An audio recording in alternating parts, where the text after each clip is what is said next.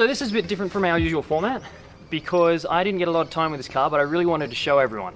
This is an M3-R, which I'm pretty sure is the rarest M3 that was put into production. It's not a common car at all, and I wanted to show you around it a bit. So I'm going to be a bit lazy, but I thought showing you something would be better than not getting to see this at all. So these cars were made for BMW Australia as a racing car. You needed a CAMS license to purchase it. You couldn't just go into the showroom and buy one. And I didn't get a lot of time with this, but I thought a walk around would be nice just to show you some of the differences, the way this car was put together. One of the most obvious things is that it has racing brakes, and hopefully you'll be able to see it a bit clearer in the photos, but there is less than a millimeter of clearance between those and the rims. Now these aren't the standard rims.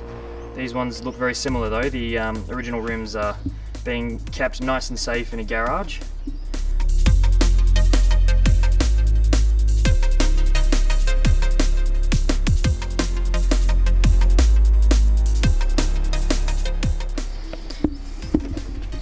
If you needed any convincing that this was a race car, that strut in there is for the racing harness. There's not meant to be any back seats at all, but they're removable, and the owner just put them in for a bit of convenience.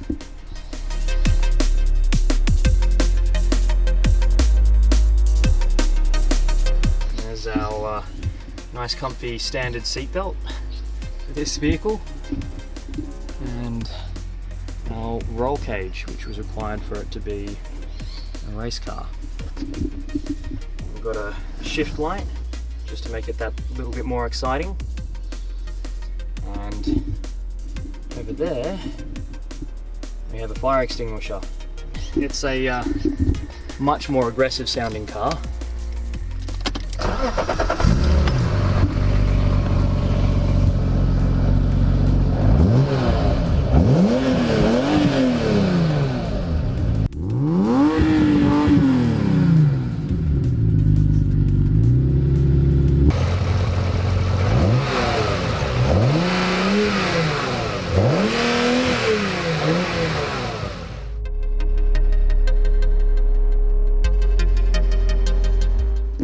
These cars are very, very different from the standard M3.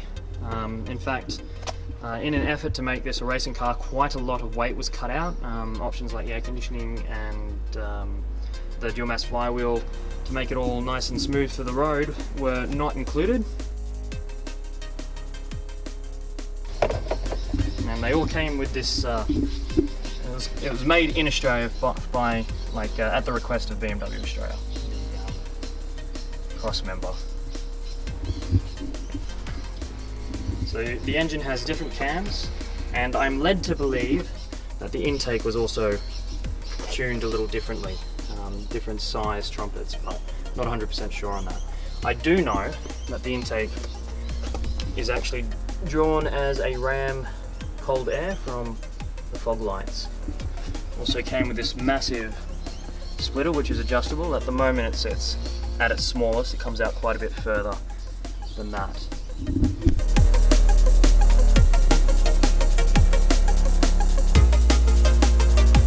If you have a look over here on the car's registration, it'll come into focus. This car weighs 1,250 kilos. That means that it is lighter than the American lightweight version of the E36 car, with I think 120 horsepower more, and it is also about 100 kilos lighter than the M3 CSL, and is very, very similar in power. So this is one very quick, very mean, very rare M3. Now this is this and the M3 CSL, the car on my wish list. Don't know about everyone else, but they're the two M3s I want. Anyway, there's no info on these cars, as real good info on these cars as far as I could see, or a good look at them. So I thought I'd share that with you. They all came with, a cloth interior and everything to keep the weight down, but they don't feel cheap, which is nice. You know, it still felt like an M3, but they pulled out, you know, insulation in the doors and things to try and keep the weight down, and is a whole lot of good fun.